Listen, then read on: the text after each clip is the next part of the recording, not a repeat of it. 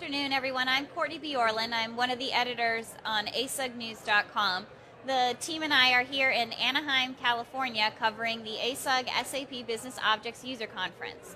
One of the major announcements this morning was that BI 4.1 is generally available and now for sale. And we heard a little bit about some of the major new functionality this morning.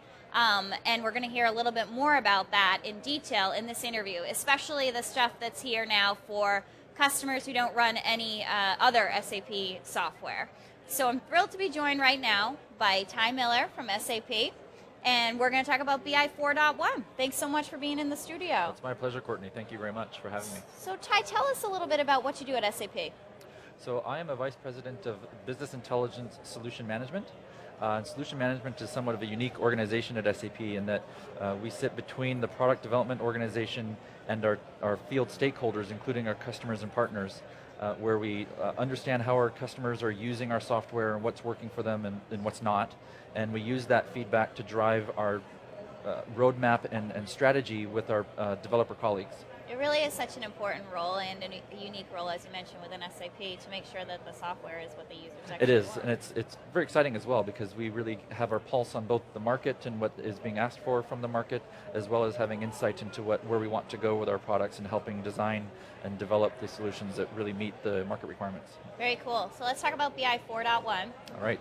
So BI 4.0, for some, was seen as the release for SAP shops, especially we'll call it SAP legacy BI tools and Sure.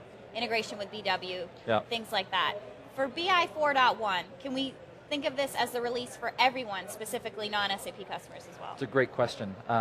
So with BI 4.1, we've really focused on a few things that really highlight the requirements that our non-SAP application customers have had.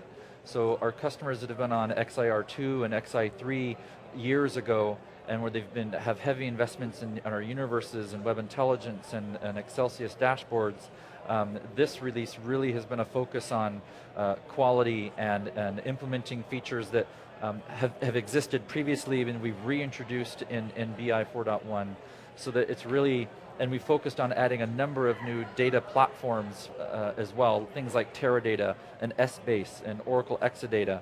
So it's really become a suite that is one suite for all users, one place for all data, and really a standard for enterprise BI.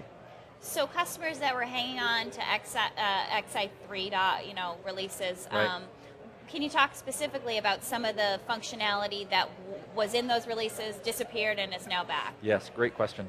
So there are a number of things. Number one, I would say, especially for our partners and our customers that like to play within our SDKs, we've reintroduced our APIs and SDKs around web intelligence, for example, where customers and partners can extend and integrate and customize using our web services SDKs for Webby and Crystal Reports, using brand new SDKs for our mobile BI and Excelsius dashboards and the BI platform. So it's a really great opportunity to extend and really integrate BI into existing ecosystems. Another area that we've reintroduced is offline dashboards.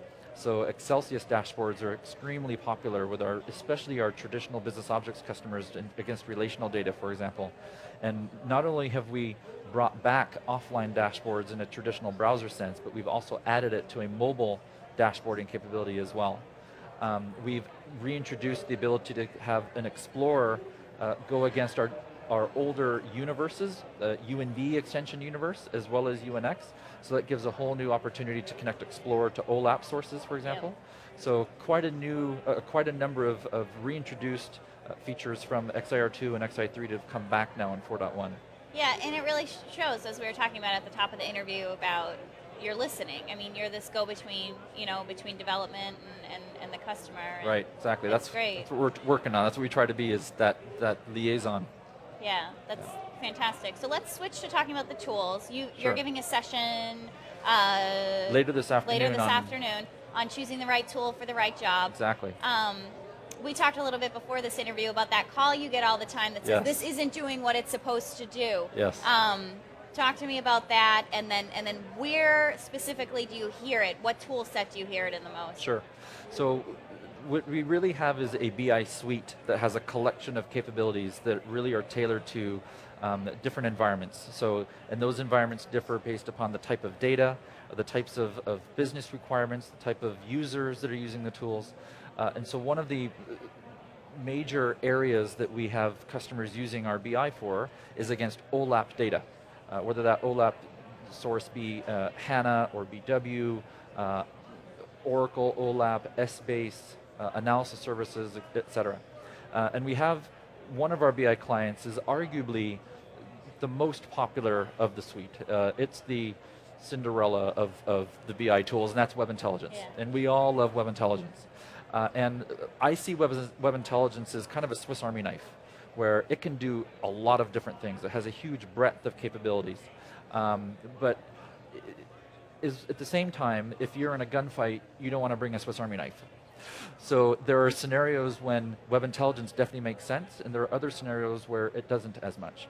One case in point would be a customer that wants to do analysis off of OLAP data, BW, HANA, analysis services, etc., where there's lots of multi-dimensional characteristics of that data that makes it important to be able to leverage a BI tool that can take advantage of those.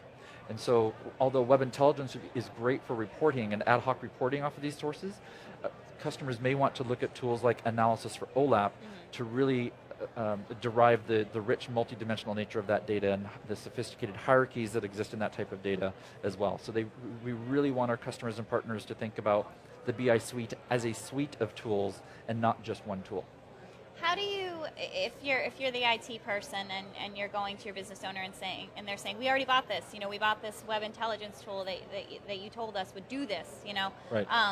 What's some of the advice you would give for just helping them make that case in terms of explaining the suite in a way that they can understand it? Sure.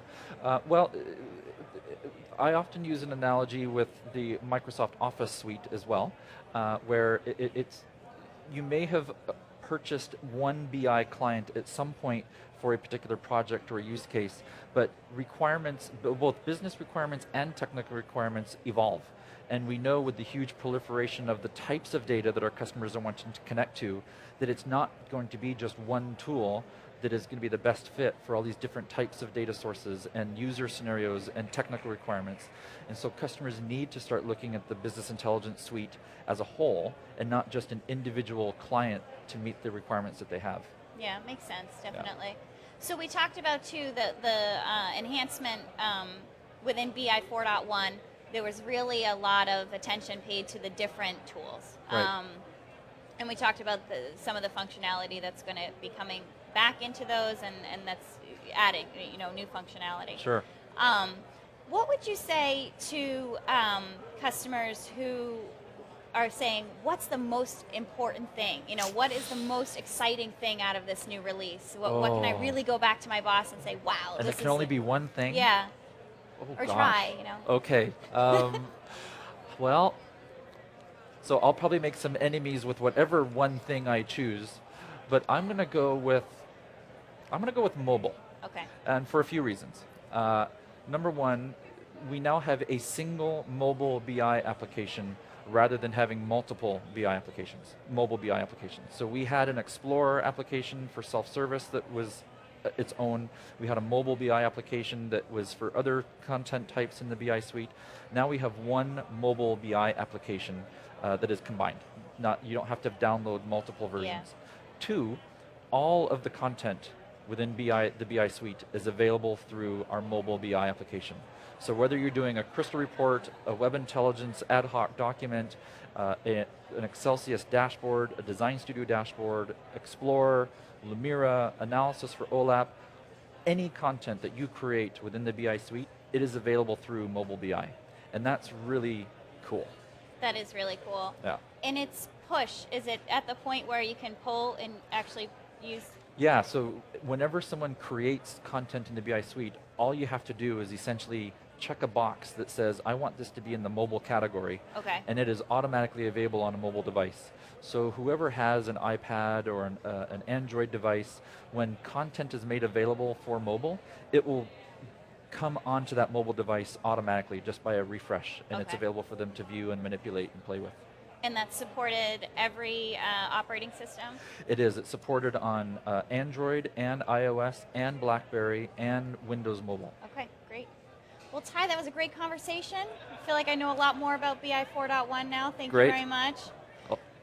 Stay tuned for the rest of our interviews today. We're going to be having a lot of interesting customers in the studio this afternoon. We've got a session coming in on HANA, some more coming in on SAP support. So please join us. Thanks for watching.